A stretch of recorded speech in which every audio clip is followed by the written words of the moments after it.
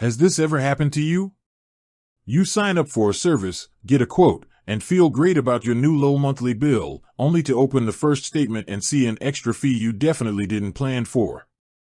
It's a common frustration, and if you're a Rogers customer or thinking of becoming one, you might be asking, are there hidden fees or surprises waiting to inflate my Rogers bill? The short answer is, sometimes, yes. But they aren't always hidden in a literal sense. They're often in the fine print or they're charges many people simply don't anticipate.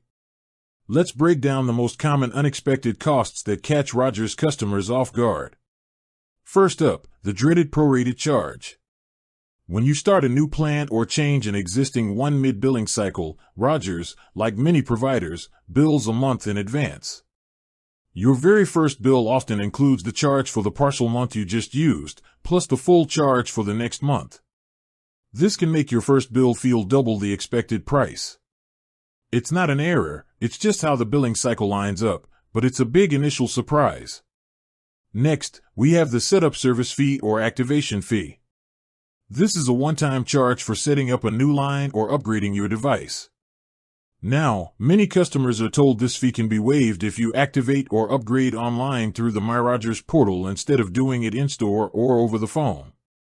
If you don't follow that specific online-only route, that fee can show up on your bill.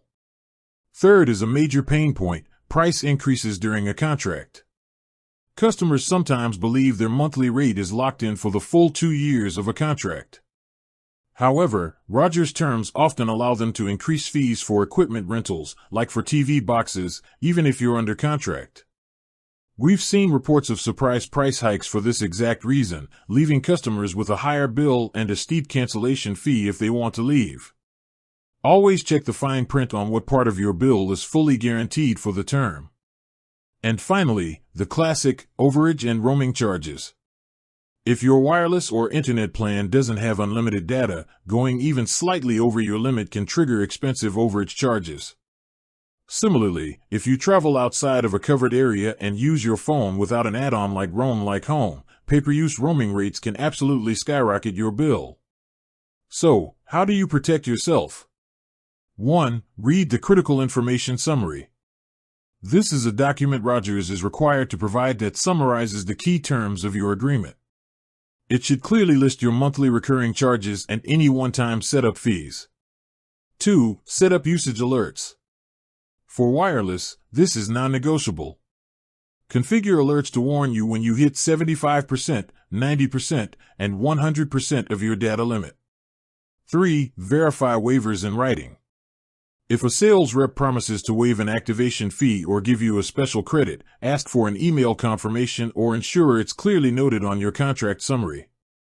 Navigating your telecom bill shouldn't feel like a treasure hunt, but with Rogers and any major carrier, vigilance is your best defense.